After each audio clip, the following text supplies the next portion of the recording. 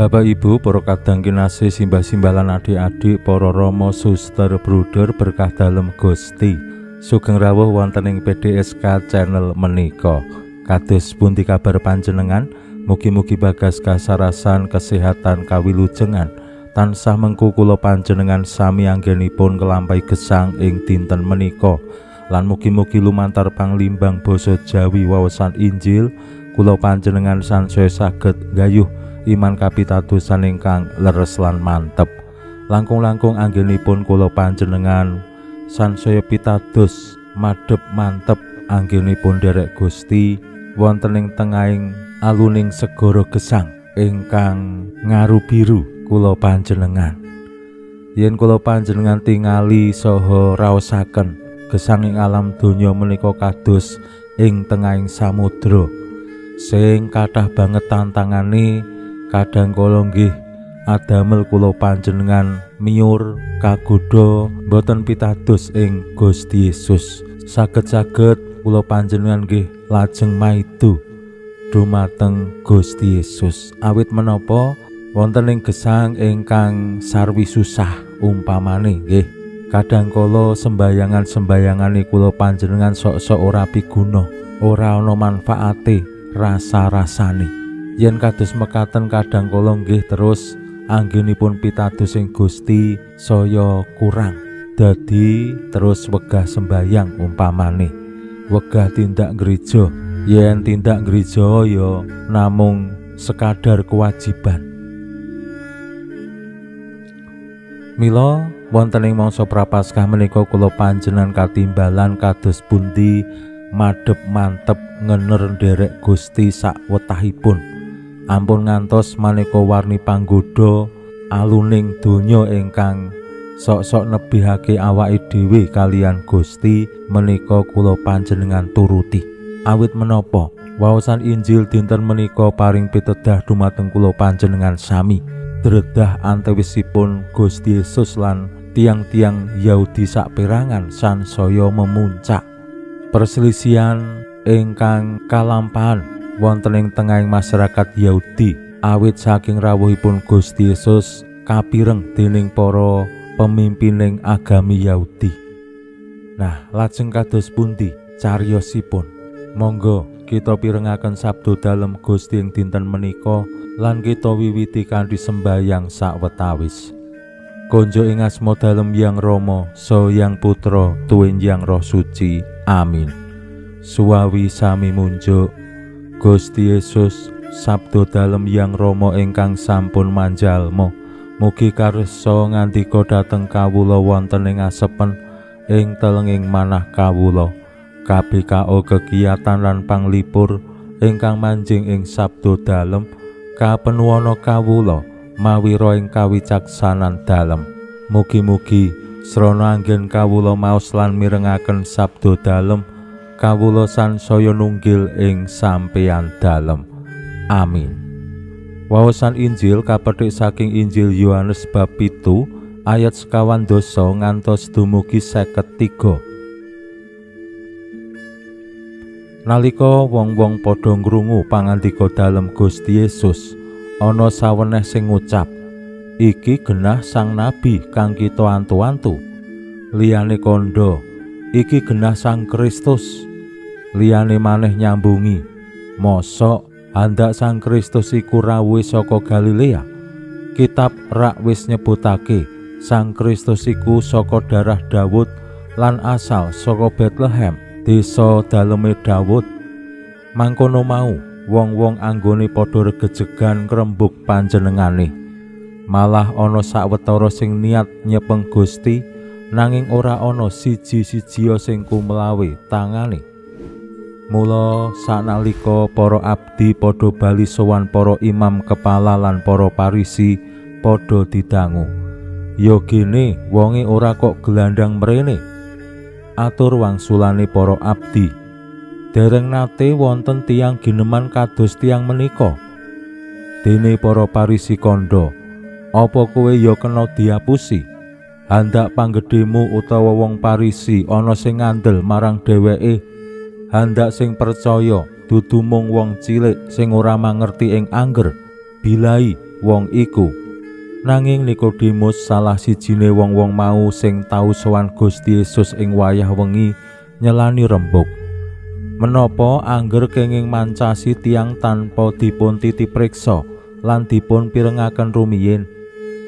Wong-wong padha mangsuli, menapa panjenengan injih asli saking Galilea? Monggo kitab dipunolak-alik rumiyin mangke rak kabukten boten wonten nabi ingkang asli saking Galilea. Wong-wong banjur padha mulih sowang-sowang. Makaten sabda dalem Gusti. Suawi sami munjuk, Gusti kawula munjuk sembah nuwun karana sabda dalem dadosa obor ingkang madangi margining gesang kawula. Katuntuna kawula sageta sabda dalem menika numusi manah ngantos tansah ngrembaka kangge nggayuh gesang ing swarga. Amin. Bapak Ibu para kadang kinasih simbah-simbah lan adik-adik, mungkasi ing minggu Prapaskah kaping sekawan kula panjenengan nampi pawartos saking Injil kados pundi perselisihan antawisipun saperangan masyarakat Yahudi mirungganipun para imam kepala lan para parisi ingkang kepengin nyingkirake Gusti Yesus sansaya ketingal, sansaya publik. Menika situasi-situasi ing dinten-dinten pungkasan Gusti Yesus sugeng wonten ing alam donya ing tanah Yahudi. Pranyata anggenipun Gusti rawuh ing alam donya asung kawilujengan, asung kabecikan, boten sedaya tiyang pura nampi. Tiang-tiang parisi lan imam kepala kala wau ngendikake bilih sing pracaya marang Gusti Yesus mung wong-wong cilik sing ora ngerti bab angger. Paningalipun imam-imam kepala lan para parisi tumraping Gusti Yesus awon banget, elek banget. Gusti Yesus dianggep penipu, pembohong tumraping wong-wong cilik. Ananging yen kula panjenengan gatosaken wonten ing Injil, tiang-tiang alit, tiang-tiang dosa menika ingkang pura nampi lan tinarbuka dumateng Gusti Yesus. Kosok wangsulipun tiang-tiang parisi lan imam-imam kepala ingkang ahli babagan agami wawasane ya jembar ning pranyata merga kesombongan, merga kapilut ing kekuasaan lan jabatan, lajeng malah wuta tumraping Gusti Yesus, nolak rawuh dalem lan pakaryan-pakaryan saha sabda dalem. Menika wolak-wali ing jaman, wolak-wali ing situasi kawontenan ingkang dipun adepi Gusti Yesus. Mila jejering murid dalem, jejering penderek dalem Gusti, kula panjenengan nggih kedah wantun kados Gusti Yesus ngadepi maneka warni pengalaman sing boten trep, boten laras kalian pepinginan kula panjenengan kanthi tatak, kanthi setya. Kula yakin Gusti Yesus menika nggih yen dadi wong biasa kaya awake dhewe stres ngadepi wong-wong sing dadi tukang maido, tukang ngeyelan lan pengin ambisine nyingkirake Gusti Yesus. Padahal Gusti Yesus boten kagungan salah, boten ngracuni tiang-tiang supados nebih utawi mungsuhi para imam kepala lan para parisi. Malah kosok wangsulipun Gusti Yesus mendukung supados tiang-tiang menika sami manembah Gusti wonten ing padaleman suci. Gusti mboten ngersakake wong-wong terus do murtad, terus ora do nindakake apa sing dadi kewajiban agamane. Contonipun rikala Gusti Yesus marasake tiyang kusta cacah sedasa. Menapa sing dingendikake Gusti Yesus? Kono sowana para imam lan aturna pisungsung kanggo bukti yen kowe wis resik. Gusti mboten nglawan para imam kepala lan para Parisi sing nggadahi tanggel jawab menggaing agami Yahudi. Ning pranyata sikapipun para imam kepala lan tiang-tiang Parisi sing wis sengit marang Gusti piye-piye niate tetep nyingkirake Gusti. Mripatipun sampun katutup, manahipun sampun gelap saengga boten saged nyawang kasainan lan kawilujengan sing diparingake Gusti Yesus.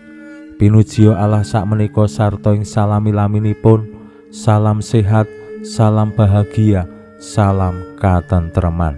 Lan mugi-mugi lumantar panglimbang dinten menika kula panjenengan tansah jinangkung ing berkah dalem Gusti ingkang Maha Kuwasa, Yang Rama saha Yang Putra tuwin Yang Roh Suci. Amin.